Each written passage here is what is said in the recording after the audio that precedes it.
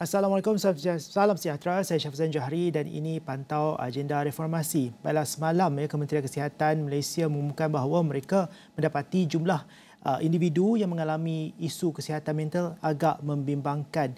Menterinya Dr. Zaliha Mustafa berkata data yang diperoleh daripada MyMinda mendapati ramai yang berdepan dengan masalah kemurungan dan yang turut membawa kepada cubaan untuk bunuh diri. Dan KKM juga berkata bagaimanapun pihaknya sedang meneliti data berdasarkan kategori umur daripada jumlah keseluruhan angka tersebut.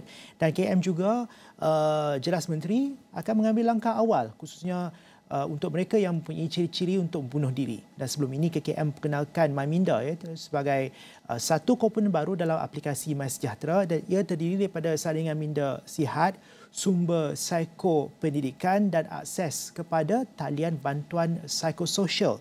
Dalam hal itu, Kementerian Sumber Manusia pula mengumumkan bahawa sedang membangunkan dasar sumber manusia negara yang turut mempunyai elemen kesihatan mental di tempat kerja.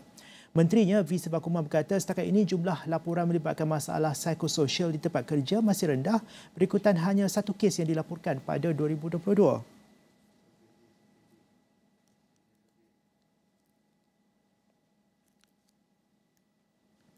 Baiklah, dalam setengah jam berikutnya ini menerusi program pantau agenda reformasi ini kita akan memberi tumpuan khusus kepada masalah kesihatan mental dan bersama kita menerusi talian Google Meet adalah Profesor Madya Dr. Samsul Bahari Samsudin.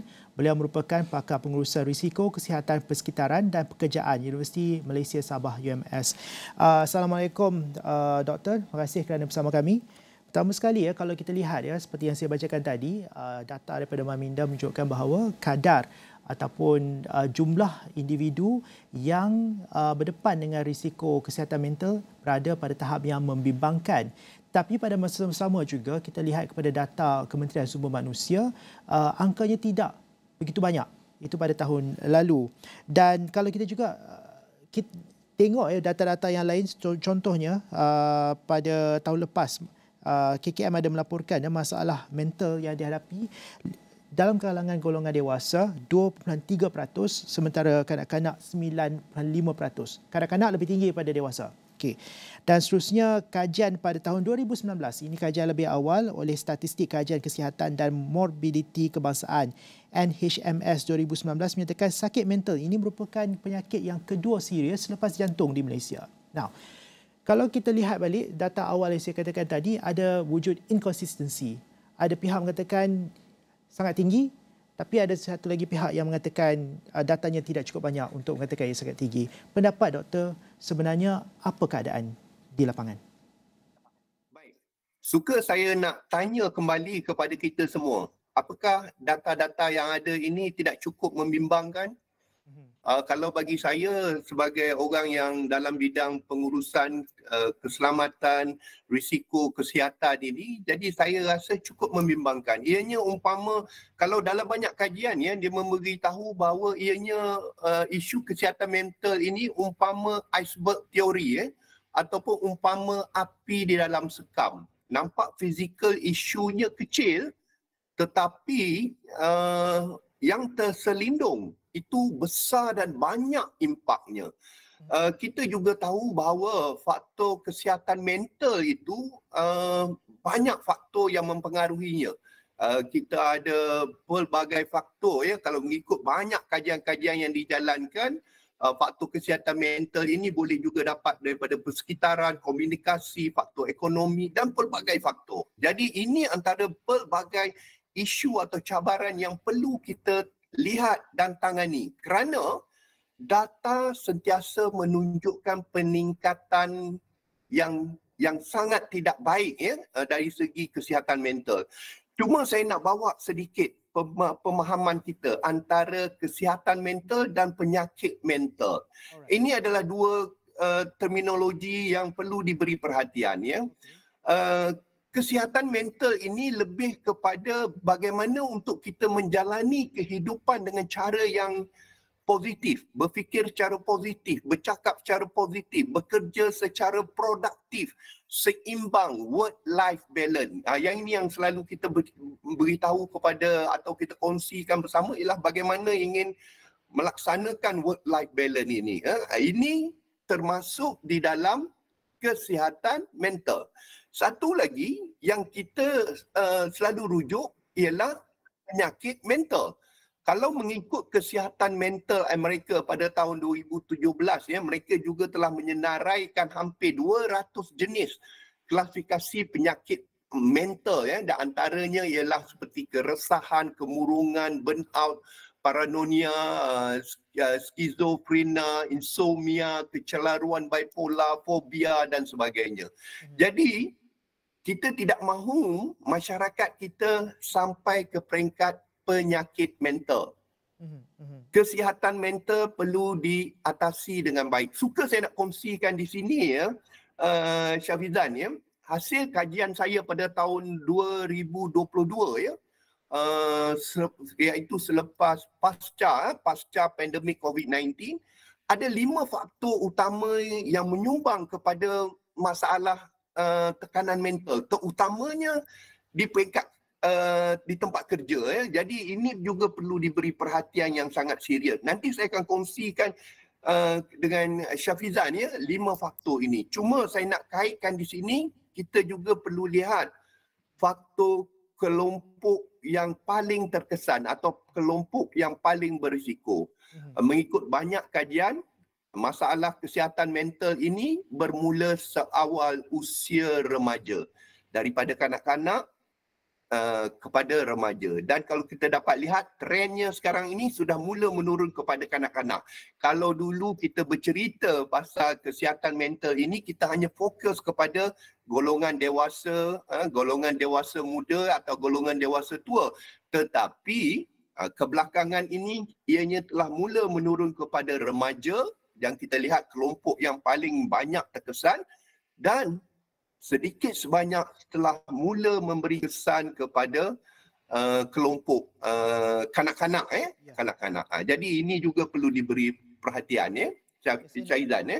Ya, saya nak follow up mengenai risiko terhadap kanak-kanak itu. Kalau data KKM pada tahun 2022 meletakkan 95% dalam kalangan keseluruhan kanak-kanak di Malaysia ini mengalami masalah mental ataupun mengalami masalah kesihatan mental. Ya, mungkin kita boleh dive in sikit mengenai masalah yang dihadapi oleh kanak-kanak ini, terutama sekali dalam konteks pasca pandemik COVID-19, dan kita mengarah kepada kehidupan normal ketika ini dalam suasana yang normal pasca COVID. Kenapa masalah ini masih lagi berlaku dan apa penyelesaian yang boleh kita tampilkan, terutama sekali dalam konteks masalah kesihatan mental dalam kalangan kanak-kanak ini? Baik kanak-kanak, baik orang dewasa, baik remaja, ya, Syafizan, ya. Daripada kajian saya itu, saya hanya fokus pada tempat kerja, tetapi saya rasa ianya turut juga memberi kesan kepada kanak-kanak, kerana apabila kita bercerita tentang kesihatan mental, ianya merangkumi semua kelompok masyarakat. Dalam kajian saya yang saya beritahu tadi, pada tahun 2022, ya, pasca pandemik COVID-19, ada 5 faktor utama yang kita dapati menyumbang kepada masalah tekanan mental, ya, terutamanya bagi keselamatan dan kesihatan pekerjaan, ya, di tempat kerja. Yang pertama, ya, kita ada isu berkaitan sosial demografi dan ekonomi, sosial demografi dan ekonomi. Yang ini berkait rapat dengan isu kestabilan pekerjaan, perjawatan, gaji, kos asas perbelanjaan yang semakin menaik secara mendadak.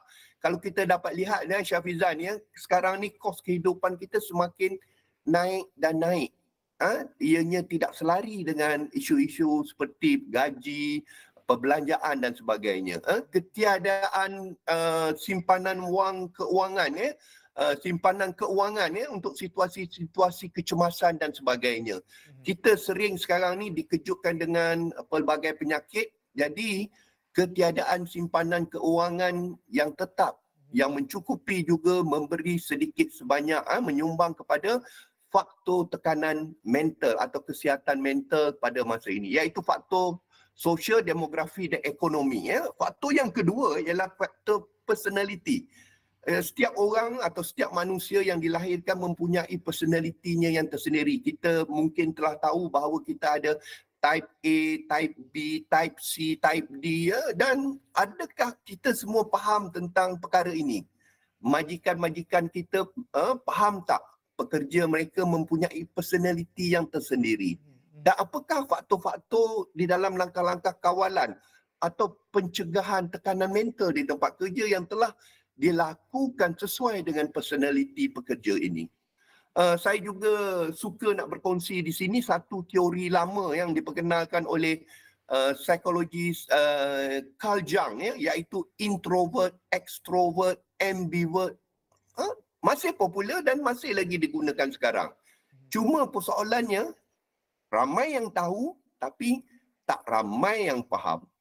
Isu-isu kesihatan peribadi, isu-isu kesihatan keluarga juga memberi impak ataupun memberi pengaruh kepada tahap kesihatan mental pada masa kini. Kalau kita dapat lihat isu-isu kesihatan awam seperti penyakit berjangkit, influenza, batuk kokol, TB, denggi, penyakit-penyakit kronik juga seperti diabetes, hypertension, kanser, dalam yang berlaku dalam kalangan ahli keluarga sedikit sebanyak memang akan memberi impak kepada kesihatan mental seseorang individu ataupun seseorang anggota masyarakat. Selain daripada itu, ada dua faktor lagi, iaitu persekitaran fizikal dan juga persekitaran pekerjaan mereka. Kita juga dihimpit dengan isu-isu bencana alam seperti pemanasan global, El Nino, jerubu, bencana banjir dan sebagainya. Ini sudah pasti memberi permasalahan kesihatan persekitaran yang akan memberi kesan atau impak secara langsung kepada kesihatan mental. Mungkin ramai daripada kita, kalau saya boleh nak kongsikan di sini, Syafizan, ramai daripada kita tahu bahawa majikan sering mengadakan, contoh dia family day, dinner dan sebagainya. Ada majikan yang meminta supaya kaki tangan untuk mengumpul duit, bayar kos. Apa maksudnya ini?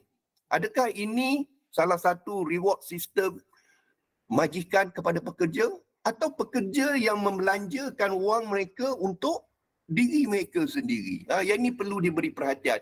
Saya minta lah kalau boleh syarikat-syarikat majikan-majikan apabila nak melakukan family day atau dinner atau pengiktirafan, jangan minta kaki tangan untuk menanggung kos. Ini sepatutnya ditanggung oleh majikan.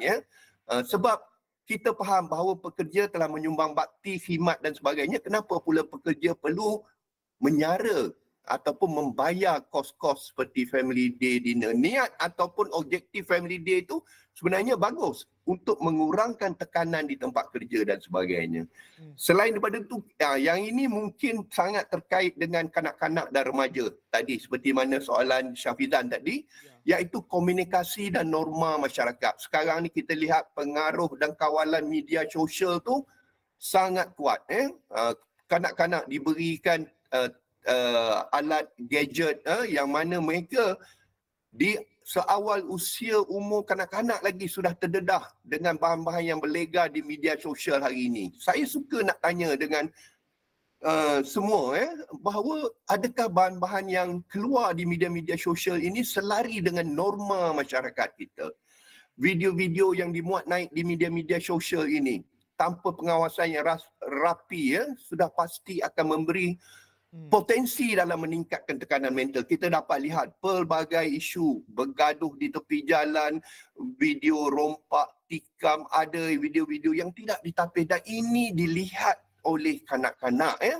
Ini saya rasa amat-amat memberi kesan kepada isu kesihatan mental, terutamanya bagi kanak-kanak masa kini.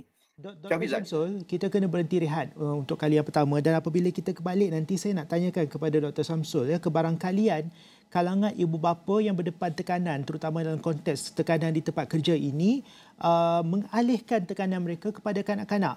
Dan adakah itu berlaku? Bagaimanakah ia serius dan apakah yang boleh kita lakukan untuk mitigate the problem ataupun mengurangkan masalah ini? Dan kita akan kembali seketika selepas ini.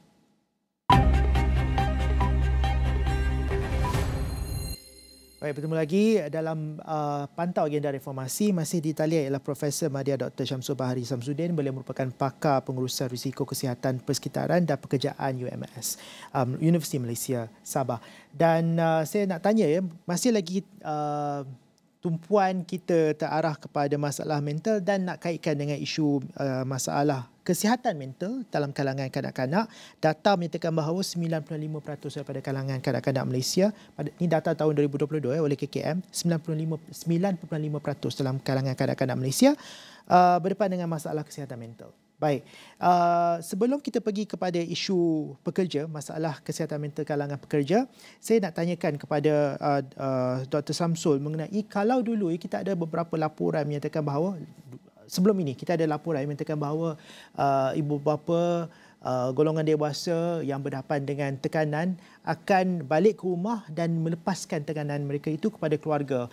Dan kalau maybe sebelum pandemik 10 tahun dulu, 5 tahun dulu, kita tidak begitu arif dan terbuka bercakap mengenai masalah kesihatan mental. Tapi sekarang ini dengan kajian yang mendalam dan MyMinda pun dikelolakan oleh KKM, jadi data itu kita dah ada sekarang.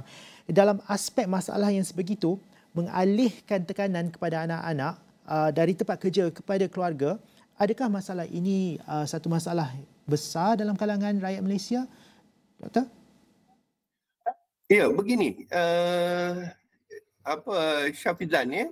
Kalau kita dapat lihat, sebab itu tadi saya beritahu apa yang berlaku di tempat kerja, contoh masalah tekanan, masalah mental di tempat kerja, ianya tidak terkecuali akan memberi impak kepada kehidupan atau sosial dalam sesebuah masyarakat. Kerana apa yang dibuat berlaku di tempat kerja biasanya kalau tidak dapat dikawal, dibendung dengan baik, diuruskan dengan baik, maka mereka akan bawa pulang isu atau tekanan ini ke rumah. Dan kesudahannya akan berlaku pelbagai kes sosial yang kita panggil sebagai kes sosial lah. Penceraian, buli kanak-kanak, penderaan dan sebagainya. Ini akibat daripada mungkin tekanan-tekanan yang berlaku sepanjang mereka bekerja atau sepanjang tuntutan-tuntutan dalam kehidupan mereka. Ya. Jadi suka saya nak share juga di sini dalam survey saya yang dijalankan pada tahun 2022 ya. Secara random ada 3 jenis pekerjaan yang sangat berisiko tinggi mengalami masalah atau tekanan mental ini. Pertama adalah kerja sebagai buruh ataupun pekerja-pekerja tanpa jawatan tetap ya.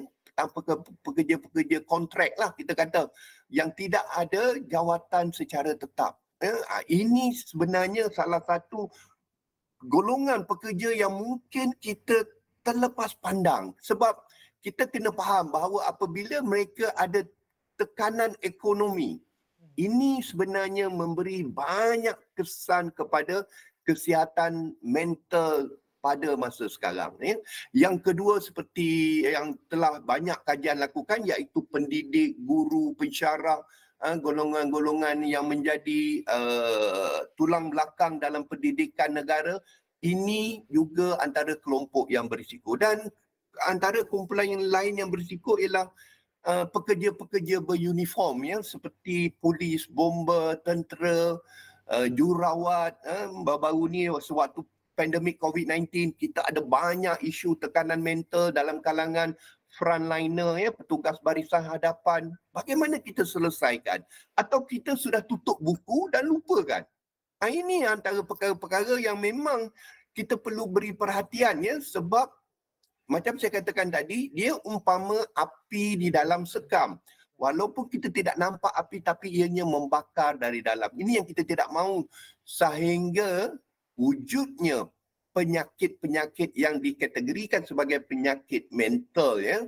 Jadi untuk menghalang perkara ini, saya nak kongsikan di sini ada 4 tahap. Ya. Ada 4 tahap bagaimana untuk kita melihat perubahan daripada isu kesihatan mental kepada isu penyakit mental. Ya. Yang pertama kita tengok tahap perubahan fisiologikal individu tadi. Ada peningkatan tekanan darah, ada isu-isu masalah kesihatan, peningkatan suhu badan yang tidak stabil, ya. Kerap pening kepala, sakit kepala, sakit-sakit otot, ya. Selalu balik ke rumah tidur yang tidak pernah teratur, cukup dan sebagainya. Ini perubahan fisiologi. Yang kedua, kita ada perubahan mood dan tingkah laku.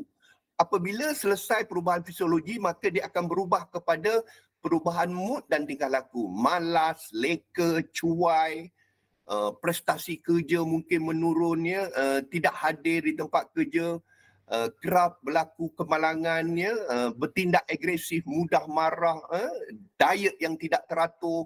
Ini antara simptom yang kedua, iaitu apabila dia telah mengalami fasa perubahan fisiologi, maka mood dan tingkah laku dia akan berubah. Dan seterusnya dia akan pergi ke fasa psikologis, iaitu kerap tidak puas hati, berfikiran negatif, cepat emosi, cepat murung, suka mencari salah orang lainnya, dan menyalahkan orang lainnya. Dan kalau mereka ini memberi pandangan atau pendapat, biasa pendapat-pendapat mereka ini bersifat negatif, iaitu ingin menjatuhkan atau merendahkan seseorang. Jadi ini perlu diberi perhatian antara 3 tahap ini. Dan tahap yang terakhir ini yang kita semua perlu elak, iaitu bunuh diri lah. Iaitu kecewa dan salahkan diri sendiri, salahkan persekitaran, salahkan takdir, salahkan semua orang. Ini antara 4 tahap di mana kita boleh lihat dan bantu mereka yang mengalami masalah tekanan mental ini untuk mengatasi isu-isu atau mencegahnya di masa akan datang. Ya, Syaizan. Pada pendapat Dr. Syamsul, adakah masalah kesihatan mental di tempat kerja ni underreported? Tak ramai majikan, tak ramai pekerja yang berani tampil untuk katakan saya ada masalah kesihatan mental. Pendapat doktor macam mana? Ya, setuju. Saya setuju dengan Syafizan, Sebab kalau dilihat sekarang ini, kebanyakan apabila mereka tampil ke hadapan mengaku bahawa mereka mengalami tekanan, mereka mempunyai masalah di sini, maka mereka yang melaporkan ini juga dianggap sudah bermasalah. Kita tidak ada berfikiran yang positif di mana mengambil input ini dan cuba memperbaiki pelbagai situasi. Kita tengok bagai situasi. Saya ambil contohlah, macam saya katakan tadi, apabila kita nak buat family day, ada kaki tangan yang tak mampu untuk hadir pada itu kerana ingin membayar duit. Apabila kita buat family day, kita buat collection untuk bayaran dan sebagainya. Buat dinner minta collection. Bila kaki tangan kata dia tidak mampu dan tidak hadir, maka kaki tangan tadi mungkin dipulaukan, tidak sebab dia anggap sebagai antisocial dan sebagainya. Ini antara perkara yang perlu diberi perhatian. Sebenarnya kaki tangan itu tidak begitu. Mereka ada masalah dan kekangan dia sendiri. Apabila mereka mengadu dan sebagainya, kita sering memisahkan, jangan campur urusan kerja dengan urusan peribadi. Lagi satu, Syaizan, kalau saya boleh, Syafizan, kalau boleh saya share di sini, ada ibu-ibu yang mempunyai anak-anak dalam jagaan dan sebagainya. Tiba-tiba anak mereka ini mengalami keadaan yang tidak sihat dan sebagainya. Apabila mereka beritahu pada majikan, minta maaf majikan, saya tidak dapat hadir kerana anak saya kurang sihat. Dan ada majikan yang tidak faham memberitahu kepada pekerja tadi, jangan campur urusan peribadi, urusan rumah tangga, urusan anak sakit dengan tempat kerja. Tinggalkan anak sakit tadi di rumah dan datang kerja. Be professional. Kononnya. Ini yang tidak bagus sebenarnya. Kita tidak memahami situasi kaki tangan kita. Sedangkan kita memerlukan khidmat dan sebagainya. Apa salahnya kita permudahkan cara kerja memang tidak pernah habis. Kalau kita siapkan hari ini pun. Ini yang saya katakan tadi. Bila kita masing-masing mempunyai pendapat yang tersendiri tentang work-life balance. Jadi ada yang bersetuju, ada yang tak bersetuju. Tetapi saya tetap berpegang kepada work-life balance dan toleransi antara majikan dan pekerja itu sangat penting. Apabila pekerja mengadu ke hadapan, anggap pekerja ini sebagai penyelamat industri, penyelamat majikan, penyelamat organisasi. Bukan mereka yang ingin menjatuhkan organisasi. Sebab macam saya katakan tadi, ia umpama api di dalam sekam. Kalau kita tidak dapat buka tadi, sekam tadi, maka api tadi akan terus merebak. Baik kita buka sekam tadi dan padamkan api itu secara terurus dan teratur. Syafizan. Poin yang menarik Dr. Syamsul katakan tadi ya, untuk hilangkan stigma dalam kalangan pekerja yang mungkin berdepan dengan masalah kesihatan mental ialah dengan tingkatkan empati ya. Majikan lebih kena lebih banyak empati, rakan sekerja juga lebih kena banyak empati. Tetapi dalam konteks industri hari ini, dalam konteks hari ini, kita tidak boleh memaksa orang itu bersifat empati umpamanya, kerana tidak semua orang lahir dengan sifat empati yang tinggi. Saya ambil contoh. Tapi apa mungkin yang kita boleh buat dari segi dasar ya untuk membantu mewujudkan ekosistem persekitaran tempat kerja yang positif, di mana sekiranya seorang itu mengalami tekanan, ialah mungkin disebabkan oleh masalah keluarga dan sebagainya, tekanan itu tetap tekanan, tapi ia dapat diselesaikan dengan suasana yang harmonis, yang positif dan suasana yang penuh empati. Doktor, kita ada lebih kurang 2 minit lagi. Baik, begini. Secara ringkasnya saya nak ucapkan tahniah kepada pihak KKM ya, kerana dalam MySejahtera seperti mana yang Syafizan maklumkan tadi, kita ada MyMinda ya. So selain daripada itu juga kita kena ambil maklum bahawa Kementerian Kesihatan juga telah menubuhkan satu pusat kecemerlangan kesihatan mental kebangsaan, yang mana ianya menjadi satu platform utama dalam menangani dan menangani permasalahan isu-isu yang berkaitan dengan kesihatan mental. Cuma dengan adanya pusat ini, jangan dia hanya menjadi gajah putih. Ianya perlu diaktifkan seaktif-aktifnya dengan pelibatan pakar-pakar psychological industry, penyelidik-penyelidik universiti, NGO untuk membangunkan polisi keselamatan dan kesihatan mental dalam kalangan pekerja di tempat kerja dan yang berkaitan dengan sumber manusia. Yang ini saya rasa pihak kerajaan dalam pandangan yang serius untuk memerhatikan perkara ini. Sebab bagi saya perubahan itu hanya akan berlaku dengan adanya awareness, pengetahuan, pendidikan yang tepat dan betul ya. Jadi pendidikan yang tepat dan betul ini perlu dilaksanakan secara berterusan ya. Dan kalau boleh saya nak tambah sedikit ya, iaitu cadangan untuk kita ada pemeriksaan fizikal, medical check up ya, apabila pekerja sudah mencapai umur 40-50 tahun, mereka wajib mengadakan ujian perubatan fizikal ya. Saya juga nak menyarankan pihak kerajaan supaya mewajibkan satu ujian saringan kesihatan psikologi secara berkala dalam kalangan kaki tangan yang berumur 40 tahun ke atas, ataupun mungkin boleh lihat di awal umur yang lebih muda ya. Jadi kita wajibkan atau menyediakan satu polisi bahawa setiap pekerja wajib menjalani ujian saringan kesihatan psikologi secara berkala. Maknanya setahun sekali, 2 tahun sekali. Ini terpulang pada pihak kerajaan untuk melihat sama ada di mana kita boleh menangani atau menguruskan isu-isu berkaitan kesihatan mental dengan lebih baik dan lebih efektif. Baik. Kita harapkan bahawa cadangan-cadangan yang dikemukakan oleh doktor tadi akan diterima, akan didengari untuk tindakan selanjutnya. Ya doktor? Terima kasih banyak Profesor Syamsul Bahari Samsudin, beliau merupakan pakar pengurusan risiko kesihatan persekitaran dan pekerjaan Universiti Malaysia Sabah UMS. Kita bercakap mengenai masalah kesihatan mental dalam kalangan rakyat Malaysia, baik dewasa maupun kanak-kanak, dan kita harapkan bahawa dengan data-data yang baru sahaja diumumkan oleh KKM seperti tadi akan boleh menghasilkan penyelesaian yang lebih konkret pada masa hadapan, wujudkan masyarakat rakyat Malaysia yang lebih sihat walafiat. Baik, terima kasih untuk jam ini. Saya Syafizan Johari. Jumpa lagi.